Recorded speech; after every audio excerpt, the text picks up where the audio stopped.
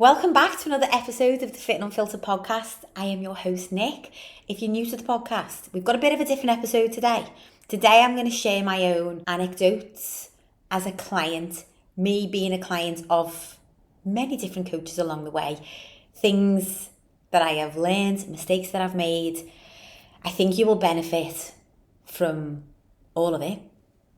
I've got to say, I've been doing this now for over 20 years. I'm 43. I've been invested in my health, wellness, well-being, chasing after my goals, at least for the last 20 years. Started lifting weights in my early 20s. And I know it feels as though we've all been striving for it for as long as we can remember. And I say this in the least egotistical way, but I've made it out the other side, ladies. I feel as though I've made it out the other side, and I want to share the things that have worked. I want to share the mistakes that I've made, and then how I've been able to reroute and get to this point where now I'm going on holiday within the summer holidays, week in and week out. I'm sustaining the good energy, the body confidence, the mindset. Never mind the stable body weight, there is something to be said for that, of course. That element of just feeling in control is a good feeling, but it's everything else. So today's episode is just a little share from my own experience, and it's really made a difference in who I am as a coach. It's shaped who I am as a coach. It's shaped the business. It's shaped Thriving Women. I know what I don't want to be as a coach, and I think I want to be the coach that I know I needed to get to the goal. If you are one of my OG listeners, thank you, ladies, for coming back and tuning into another episode. I actually love all of your messages, all of your little shares and aha moments from each episode each week. Every Thursday, a new episode goes live. And then Thursday and Friday, it normally is most weeks, I'll get a little barrage of Instagram messages of just the takeaway or the funny moments or the aha. The mad thing is, it's always from the unfiltered bit. It's never from the actual theme of the podcast. It's always something that I've just said that's not even relevant to the theme of the podcast, that is hit the nail on the head or being relatable. So who knew? We are just here to chat. I will go into my unfiltered before we get into the body of the podcast, which the notes, if you're watching this on YouTube, the notes are just on my notes app this week, which I put together whilst I was walking on the treadmill. I'm not going to lie. We're in the thick of it, aren't we? We're in the thick of summer season, and we are multitasking like there's no tomorrow, ladies. And I've normally got all of my notes written out, and they're all looking orderly, and this week we're reading from the notes app. Unfiltered, I can't let this week pass without giving a little bit of a debrief on the 10-day holiday that we've just got back from.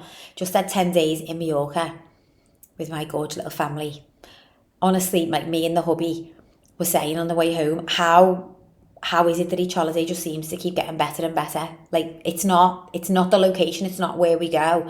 It's just every time we're together as a family, whether it's in a log cabin or a 5-star hotel. And I think it's just family time, isn't it? It's time all together, undisturbed, being off and being at home. As lovely as that is, I think definitely as the mum of the house, we're never fully present, are we? Because we always know in the back of our mind that there's a job to be done or a list to be checked off or something to be sorted. And our minds are just buzzing 24/7. I reposted something on Instagram the other day. This guy that I follow, and he was saying how the mum of the house is the emotional fabric that holds everything together. And he said something, and he was the mum never switches off, because even in the night, even in sleep, we're listening. And honestly, it made me feel choked to listen to it, because I thought, it's so true.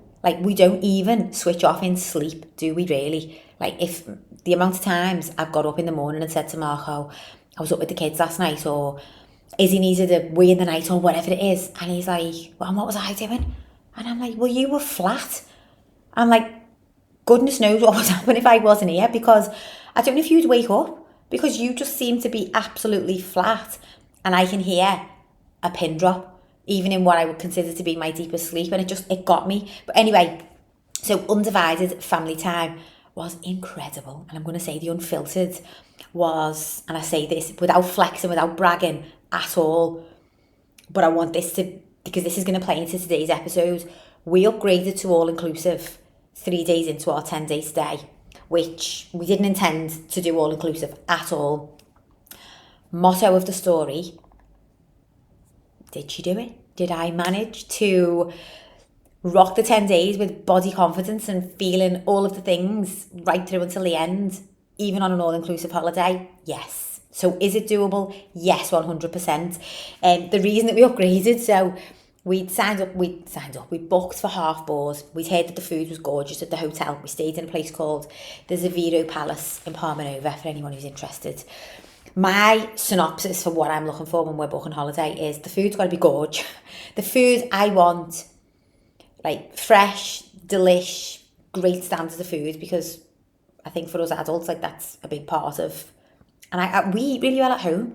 I eat well at home, so if I'm going to go away and pay for holiday, I want a good standard of food.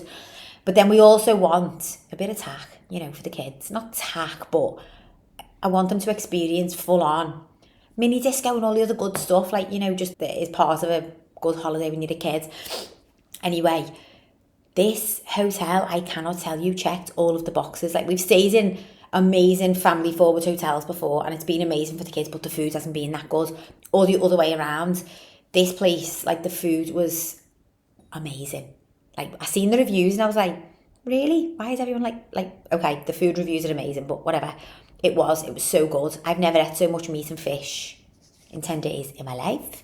So bonus of being all inclusive.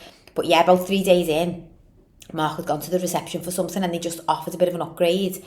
And my hubby, being who he is, like, haggled a little bit, got it down a little bit and was like, we might as well upgrade. Like, we're spending this anyway on just getting drinks and snacks for the kids by the pool. We might as well just upgrade and then be able to have a decent lunch here and eat in all of the a la carte restaurants and all of the things.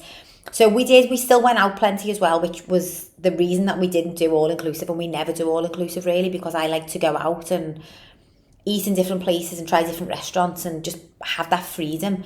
I think when you tie yourself in, sometimes you then feel obliged to stay, plotted up. Anyway, we done the all-inclusive. The food was amazing, so we did eat in the hotel quite a lot. But here's the thing, and I think this is a takeaway, and I'm just going to get straight into the episode off the back of this, because the mentality is everything.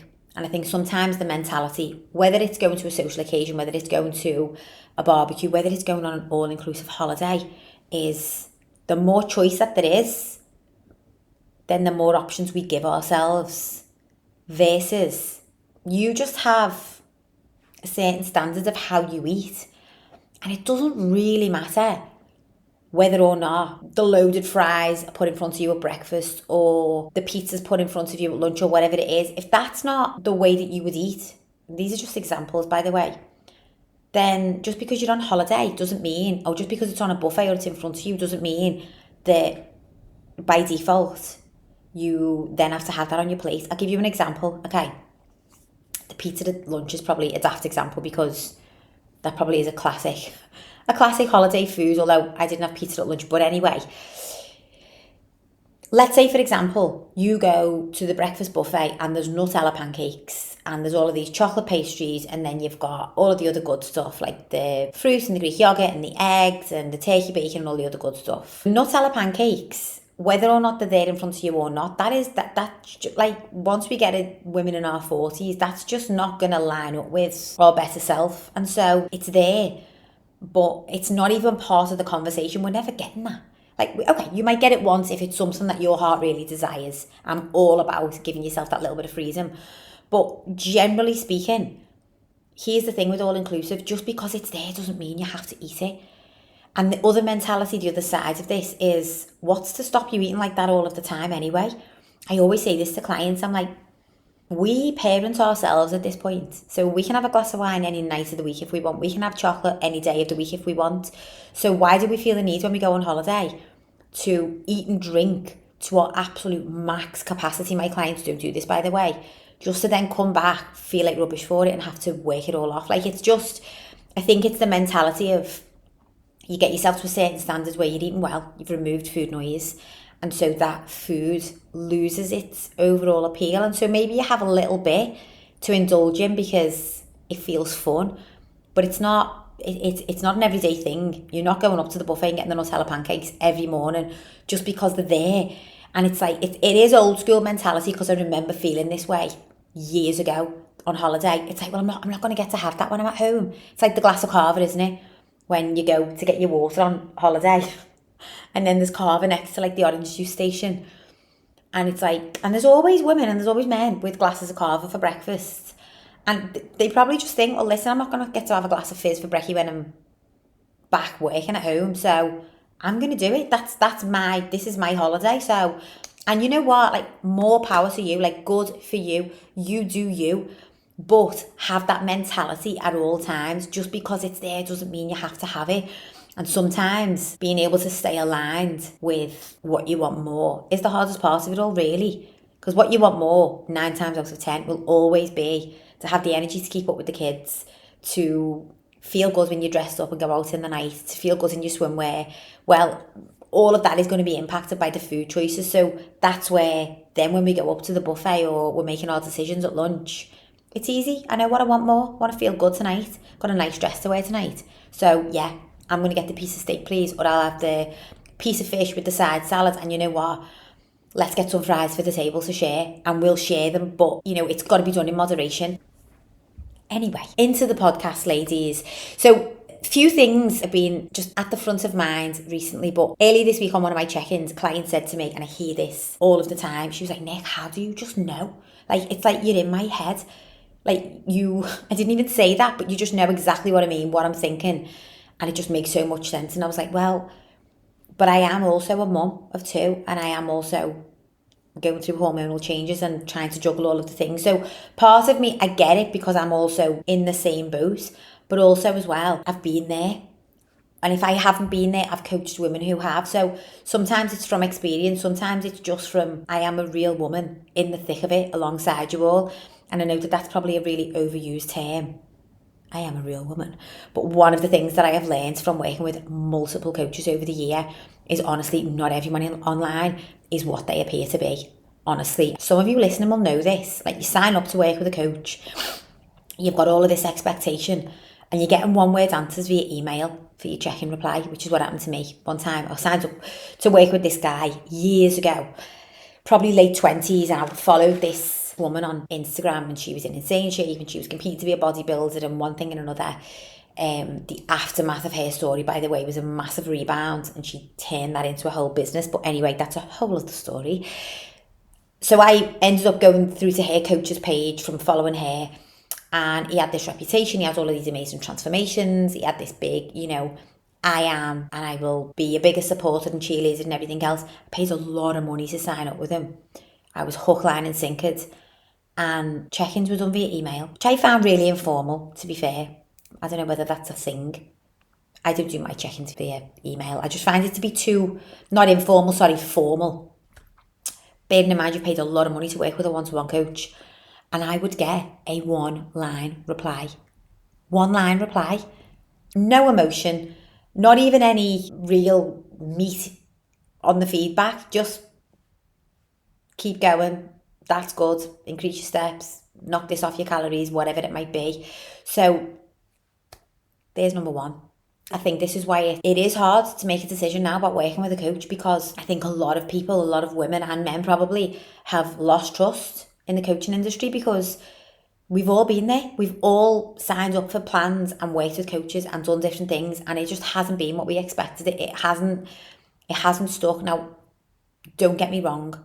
You have got to be responsible for the success of your own goals. You've got to be willing to follow through and to show up when there is no one clapping you or cheering you in the background. But another classic example is you sign up with a coach. They tell you it's a diet without restrictions. They tell you it's all of the things. You're going to have this flexible way of eating, and then bang, they eat you with 1,200 calories. And you're like, Buddy McDuddy, am I supposed to do with 1,200 calories when I am a grown woman with a job, 2 kids, a busy lifestyle, hormones are up the wall, and it's not doable. I've also been there on a 1,300 calorie diet. It was. This was just after I'd had Penelope. So I've also had a message the other day about something similar I'm going to share. And bear with me on this podcast, ladies, because you might be listening thinking, I don't know if I'm going to get anything out of this, so just bye. I'll go back and listen to another episode. Well, I get that, but honestly, a lot of how I've shaped thriving women is based on these experiences.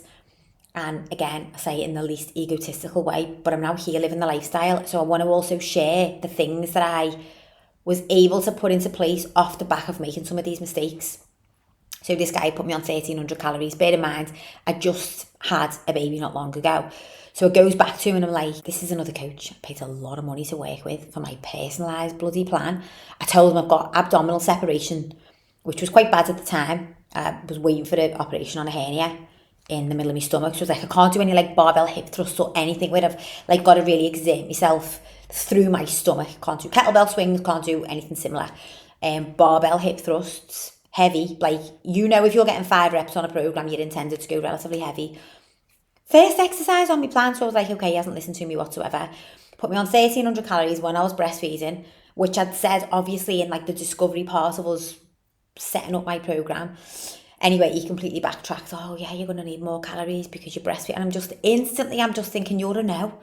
I am so annoyed that I've invested this money in you already, because none of what you've said online or in our call has actually been genuine.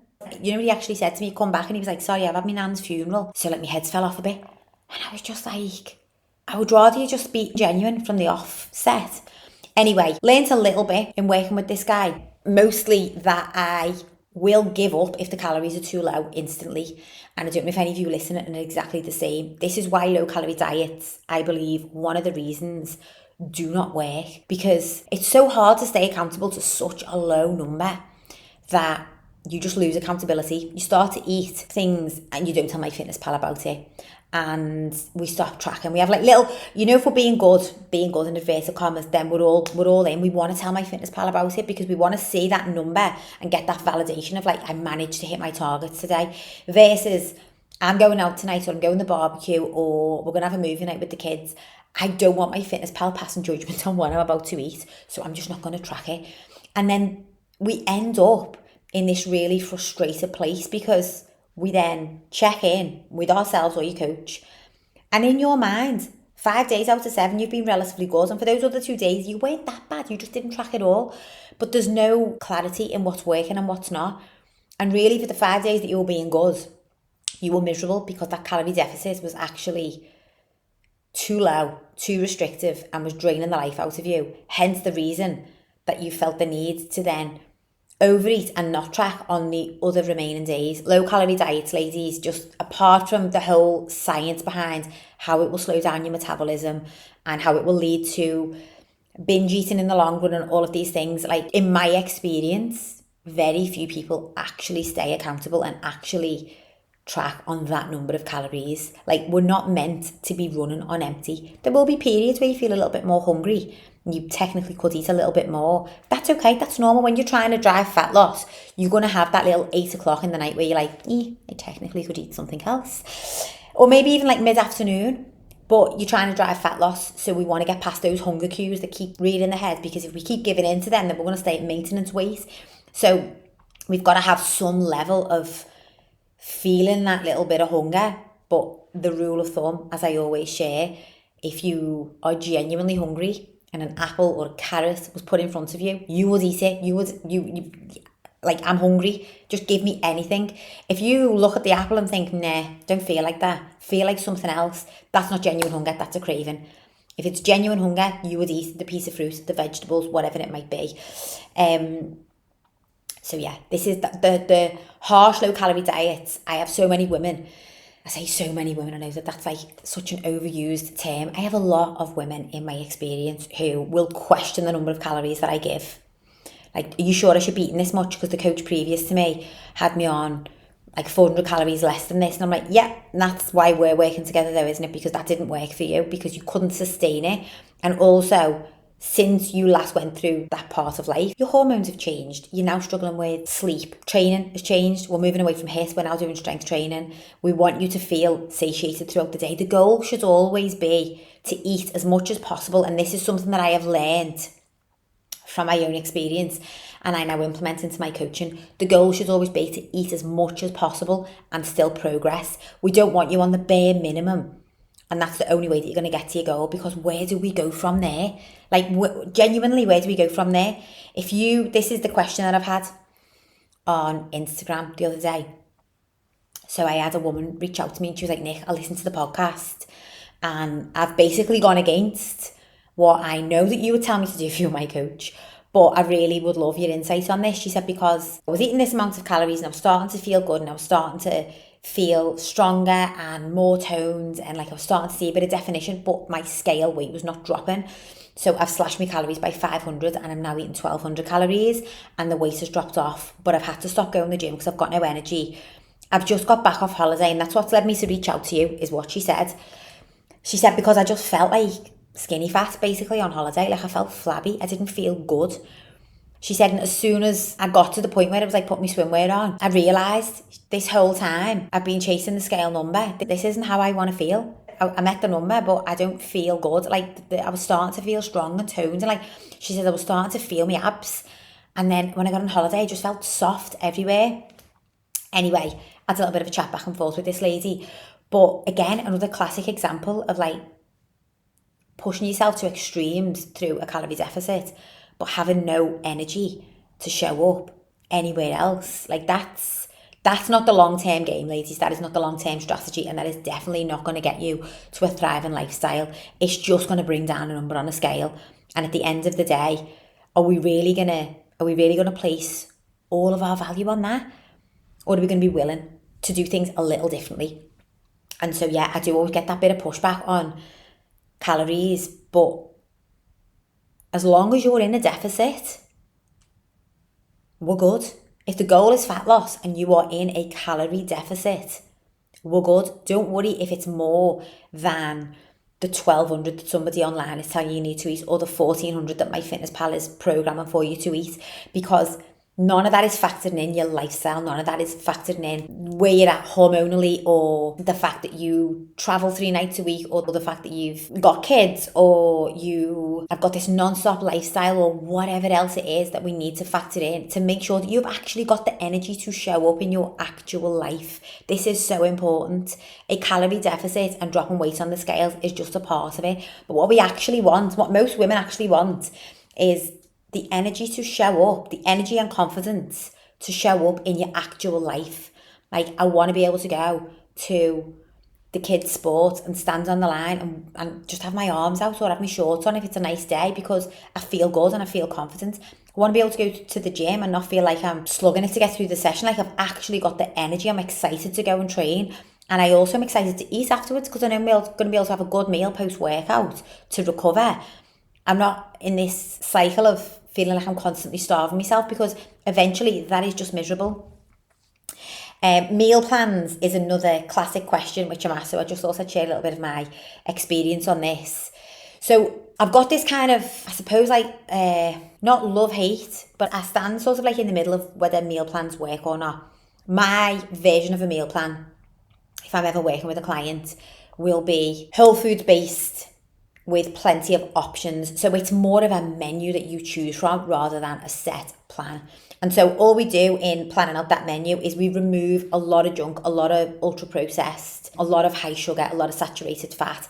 So this choice, this menu that you're left with, is largely lean protein, fish, meat, vegetables, fruit, smart carbohydrates, great nutrient packed healthy fats. And that's it. There's no Cheetos on there. There's no, like, flexible dieting when we're tracking our calories. The mentality for a lot of women back in the day, and I think sometimes this can really stick, is that as long as it fits your calories, it's okay to eat it. If I'm going to give someone a meal plan, we remove all of that junk, because we actually want to get you to a place where you're firing off all cylinders. What I will never do is tell you specifically and precisely what to eat, day in and day out. My experience with this, honestly, I'll share a short story. So again, this was like not long after I'd had Penelope, but it was a different guy. So it must have been maybe about 2 years after I'd had Penelope. And I'd started my business and I was like, I'm a coach. and I want to have a coach because I want my own journey and, to continue, and I want that accountability and support and everything else. So he'd give me a meal plan. It was quite carb heavy. I remember thinking, like, that's a lot of potatoes for me to be eating. Anyway, I'm going to trust the process. He did have me training very intensely, so I was like, okay. So week 1, meticulously stuck to the plan. Like, meticulously, was excited to prep my meals, as we all do. You get a meal plan and you're excited to do it. And I did get, like, a little bit of fat loss in the first week. And the training was a little bit crazy. Like, some of the sessions were like 2 hours long. I did question this, and he told me basically that if I wanted to transform, I needed to do what it takes. So I was like, okay, but I haven't got 2 hours because I've got a baby. So that was a bit of a kick in the teeth. But anyway, week 2 on the diet plan, I started doing a little bit of my own thing, started picking at the foods that I preferred more to the foods that I didn't. So, and again, I see this as a coach. So I'm like, I know exactly what you're doing because I've done it. I've definitely done it. Like the chocolate rice cakes, I used to get 2 chocolate rice cakes post-workout on my meal plan. Okay, the jumbo rice cakes. So on week 2, best believe I'm having them rice cakes, even if I don't get a workout in, I'm still having them because that was like my little daily thing that I was actually starting to look forward to. I ended up getting injured doing the training because despite the fact that I'd told him that I had separated abdominals and I had a hernia and blah, blah, blah. And again, like still same scenario. It wasn't really accounted for, which looking back now, I'm like, oh, red flag, because maybe it was just because, I don't know, men and women, different setup mentally, I think. Like for men, and this is not to say that men are not great coaches, because I have worked with some really great coaches as well, by the way, but they're not always going to understand how we feel and the whole postpartum process, because they've never gone through it and they never will. Anyway, so I got injured and nothing changed. Didn't change anything. Didn't change anything to my meal plan. Didn't change anything to my training. So my training dropped off and I was still eating the same. And I was questioning, should I make any changes? And he was like, no, just show up, do what you can in training. But like some of the heavy stuff, like the squats, the deadlifts and stuff, I just couldn't do. I just couldn't do it because I was like, me hip was like just not playing ball at all. The diet didn't change. Oh my God, I started to rebound quick fire. Like I was gaining weight and I didn't know what to do. I didn't know what to do because I didn't know how to go off the plan, if that makes sense. And it's so mad to say this out loud because I'd always been in shape before now, because my body had changed because I had Penelope. I was sort of just like willingly given over to another coach, like, okay, I just navigate me, show me how to get in the best shape ever. And I just didn't know how to adapt from the plan that he'd given me because there was no wiggle room. There was no switch out this for this. It was eat this specifically. And I remember we went to LA when Penelope was 2. I look back on the photographs now. The mad thing is I didn't really take many photographs because I just didn't like, or I didn't maybe keep any of the photographs because I just didn't like how I looked. Isn't that just so sad to say? I mean, I've got quite a few family photos, but none like me in my bikini or something that I could actually share with like, this, ladies, this is what I'm talking about. But yeah, I just remember feeling like lost. I remember feeling like I just didn't know. I didn't know now how to eat for my body. I'd just gone so far one way following this plan and eating all of these foods that didn't really agree with me. Rice Krispie Squares bars, putting honey on everything, having these bloody Snacker Jacks. Like, because I believed these were okay to eat because they were on the meal plan. And I know that this sounds so naive when I say it out loud because it's like, but Nick, you're a coach. Like, how did you? And it's like, I know, but when you've got another coach who you trust in and they're recommending all of these things, it's like, I'm just going to lean into that. And anyway, I needed to just step back completely and listen to my own body. And this is kind of where I got more invested in the nutrition and really deep diving into like hormone health and like our genetics as females and what it truly takes for us to thrive, and the mindset behind being able to follow through on the nutrition and how to eat with flexibility and how to adapt if needs be. Because it is all well and good when you're in your 20s because you can go on a run and come back and you've dropped the weight, give or take. You get in your 30s, things change a little bit. Get towards your end of your 30s and into your 40s, and it's like these decisions, like these now make or break our goals, our waistline, how we feel in ourselves, our mood, our energy, our overall health. And so the meal plan, if you're asking ladies, I will always give you a menu. Not everybody wants to see it because they'll say, well, my favourite chocolate isn't on that, my glass of wine's not on that. Well, we've got two options. We can track calories, but within tracking calories, you are still going to be expected to meet this and this because this is what it's going to take to get you to your goal. Or this is the menu to choose from.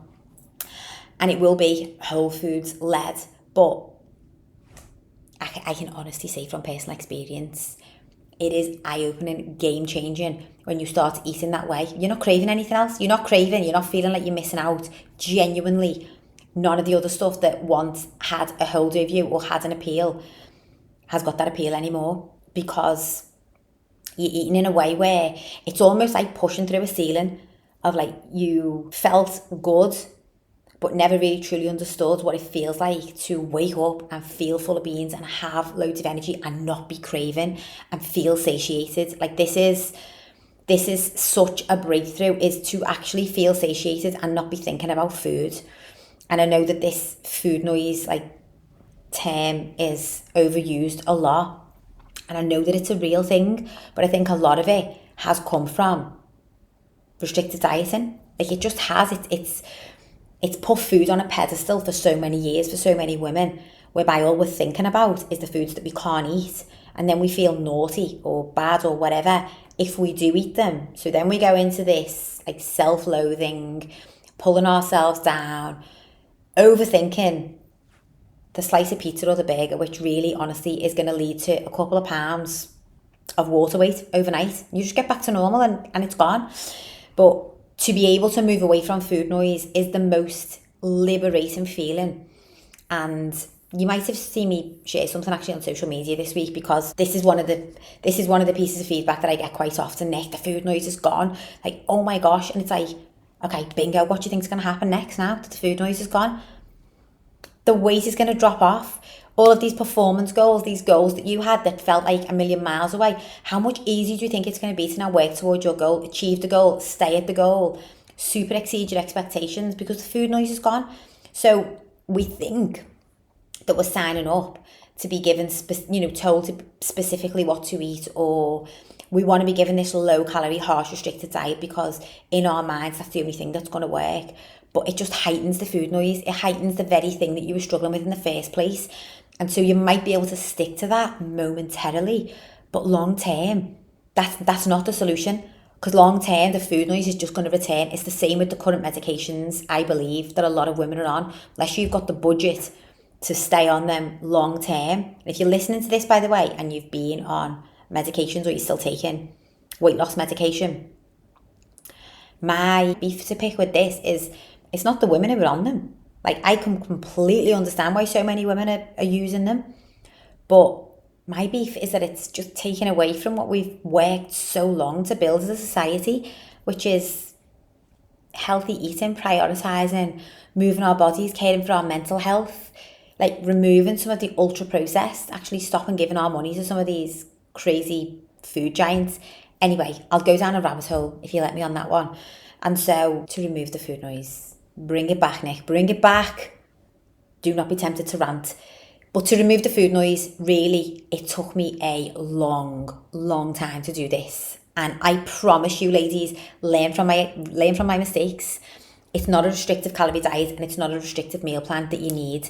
It is boundaries around the foods that you allow into your diet. We can't have a bit of whatever we want, whenever we want, if we want to be in reasonably good shape. But leading with whole foods will eliminate, crush, stand on it, flatten, dead cravings. Whole food diet, that's it. And I don't want you to be under eating. I say I don't want you to be, and say that as if like I'm in full on coach mode there.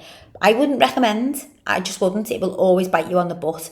Okay, something else that I've not really spoken about, and I'll maybe wrap up on this, but it's a reason why that I am so invested in overall health. Again, it's shaped how Thriving Women runs. It's why I'm so passionate about certain things that I'm passionate about, whether it's sleep, stress, menstrual cycle, the quality of your food that you're putting in, reducing the alcohol, working on your mental health, making sure that you're getting fresh air, grounding, taking good care of your central nervous system, all of the things, like all of that is part of Thriving Women.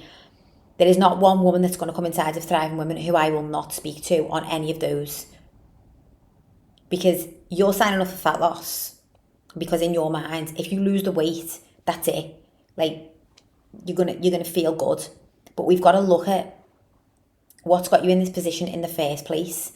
And actually, is going in a harsh calorie deficit or even going in a deficit going to be feasible if you're not sleeping, if you're overstressed, if you're not moving much, if you're drinking alcohol every weekend, whatever it is. But one of the things that's massively plays into my reason why, and I think into like my discipline. So I am asked that question a lot of like, how do you stay so motivated and disciplined and all of the things. A couple of years back after I just had Isadora, I think she was only about 4 weeks old, and my own dad, I won't go into too much, but my own dad got, is the word diagnosed? I don't know if diagnosed is the right word, with an onset form of type 1 diabetes. Bear in mind, my dad has always been fit, healthy, marathon runner, all of the things. And so this was a massive shock to our family. And he was losing a lot of weight. And he was struggling, waking up in the night, experiencing like sweat and just lots of other symptoms that we thought could have been something more sinister. So it was a very, very worry and anxious time at the time for our family. And in trying to support my dad, because we did not get much support at the time at all, Isadora was born around COVID time. So this was also happening to my dad around COVID time. He just wasn't a priority. And even when he was prioritised, he was sort of prioritised in terms of an appointment, but then palmed off. So I started going to all of the appointments with him because obviously anybody who's got diabetes, you will know it's an insulin dysfunction. So your nutrition directly impacts this, as well as other things. Lifestyle factors do actually impact, but ultimately your nutrition is driving your blood sugar level, which is driving these massive peaks and troughs, which can actually be really dangerous for anybody who's got diabetes. And so, plus the fact it was making my dad feel really miserable because he was scrutinising and overthinking every morsel of food.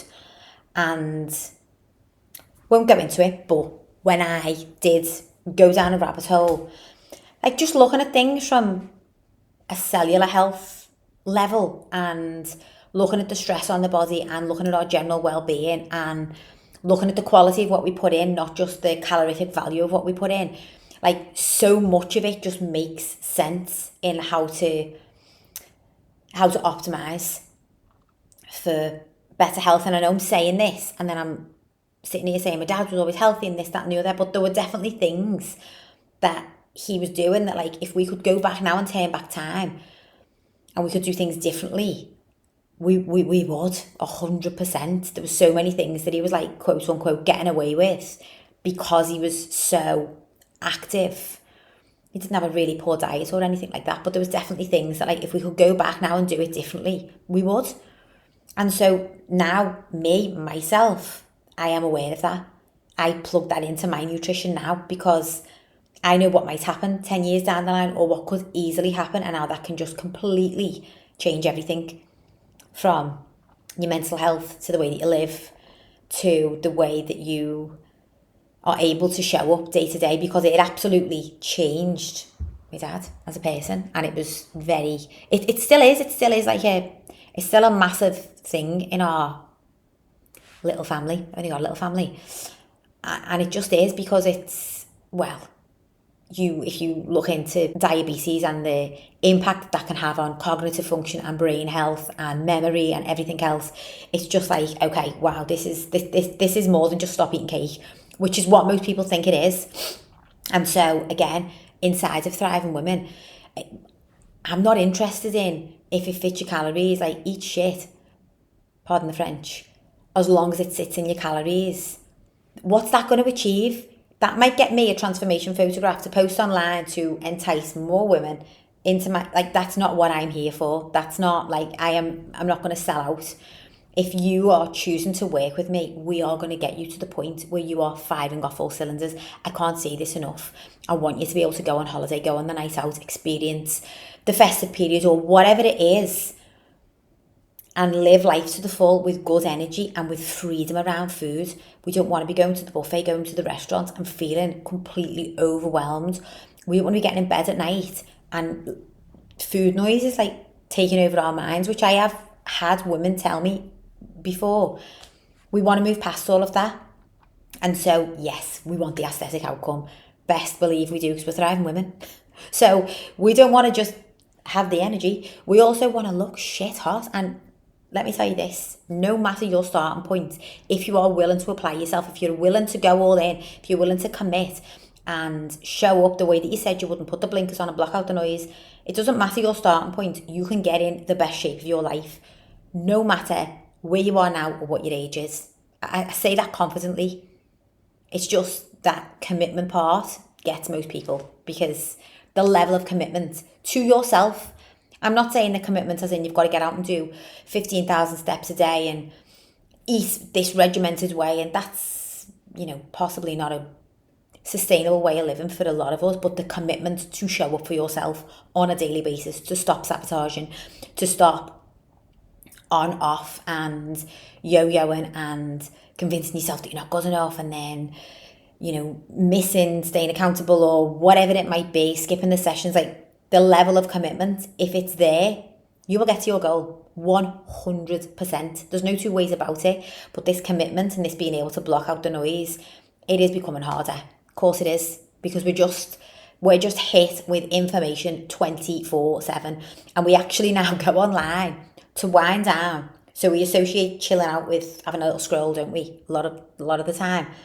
And what are we hit by online? Like, all we're looking at is information and best diets and so we're constantly flooding our minds with options, and it's leaving us open. It's leaving us too vulnerable. Our own plan is going to continue to be vulnerable if we keep tweaking and wanting to add this and wanting to try that and jump onto that. Like, the boring stuff, the boring repetitive stuff. Ask anyone.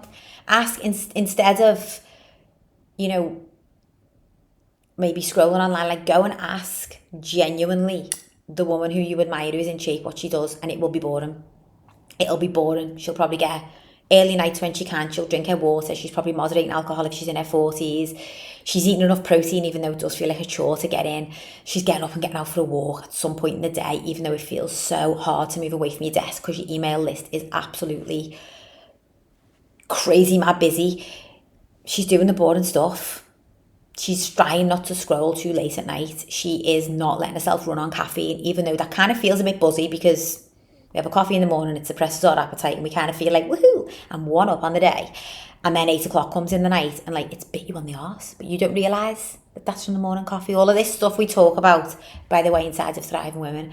But hopefully this week's episode has shared a little bit of insight on just the reality of, I think, what we've all been through, but getting out the other side, I cannot tell you. It is the boring, unglamorous stuff that will stick. It is the boring, unglamorous stuff that you can start now. I know it's the summer holidays. I know the kids are off. I know it's chaos. I know we are very overstimulated. I know this. I have just got back from holiday 4 days ago.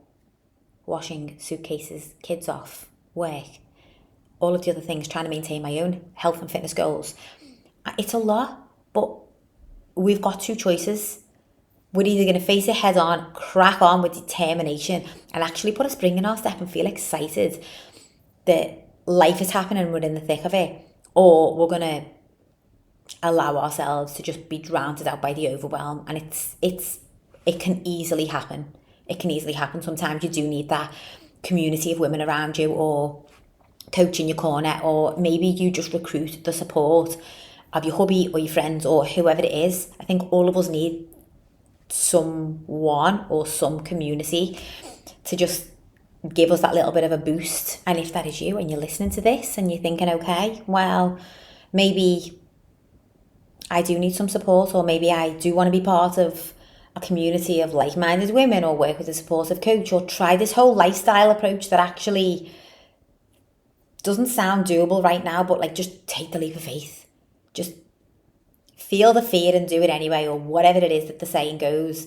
But take that step forward and just know that it's going to feel uncertain because it's territory that you've not been on before. And if you've never been in shape and been able to sustain it and maintain it, you're not going to know what that feels like. Of course you're not. I don't know what it feels like to be a millionaire yet.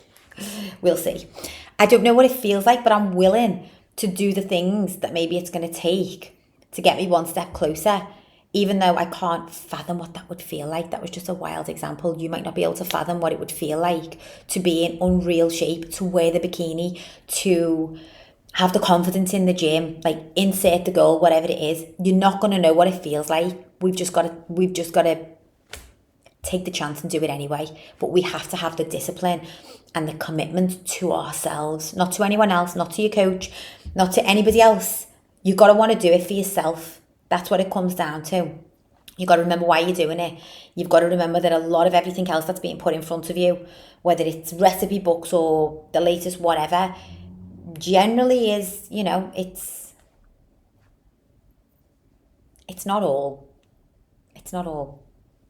garbage, but a lot of it's money making, it's marketing. It's the same way we go into a supermarket and all of these amazing faddy foods are put in front of us, and they are so tempting, but you've got your shopping list and you're just going to stick to your list regardless of all of these special offers and so-called, again, quote unquote, high protein biscuits and one thing and another. It's like, yeah, that might look good, it might look appealing, I actually feel like I kind of could be interested in that, but this is my list and I'm going to stick to it because the goal is to prep these meals, to feed the kids in this way, to whatever the goal, okay?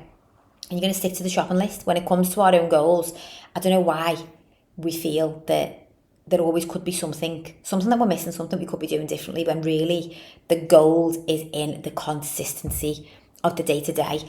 If you would like more information on how to be part of our community, work with me as a coach, I would love to have a conversation or drop me a message. The link below to group coaching Thriving Women is ready for you to sign up, come and join us, or drop me a message if you would like to chat more about one-to-one coaching and what that might entail.